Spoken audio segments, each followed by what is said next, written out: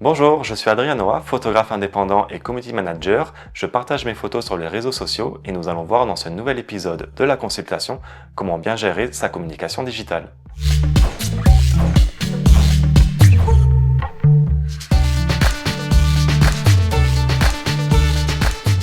On a tous une histoire différente et si on regarde bien, la manière dont on crée est vraiment basée sur son histoire. On peut être 4 photographes devant le même coucher de soleil, les 4 photos seront totalement différentes. Il faut vraiment savoir qui on est et une fois qu'on a trouvé sa patte, son œil, travailler pour que ça puisse vraiment devenir reconnaissable.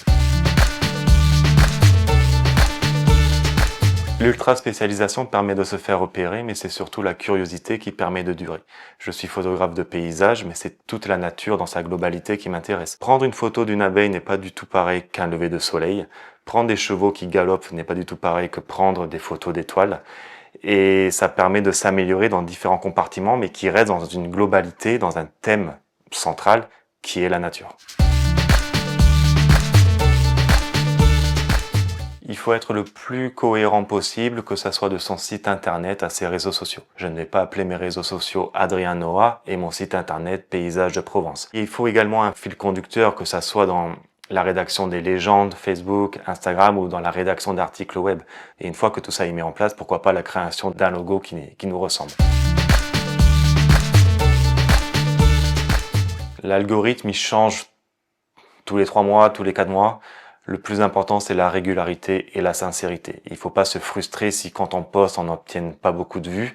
C'est le travail à répétition qui permet un jour ou l'autre de toucher sa cible et de toucher les potentiels clients. Il ne faut pas oublier qu'un réseau social, à la base, c'est retrouver ses amis sur Facebook. Donc il faut qu'il y ait de l'interaction humaine. Si une personne prend le temps de me laisser un commentaire sur une de mes publications, il est normal que je prenne le temps de lui répondre. Ça peut en plus entraîner une discussion. Plus vous avez de l'engagement, plus votre publication sera boostée et plus vous pouvez toucher des personnes qui ne vous suivent pas et qui potentiellement peuvent s'abonner. Il faut pas se fier aux chiffres, au nombre d'abonnés. C'est mieux d'avoir un compte à 3000 abonnés mais qui ont au moins une communauté active qu'un compte qui a 100 000 abonnés mais vous avez 3-4 commentaires.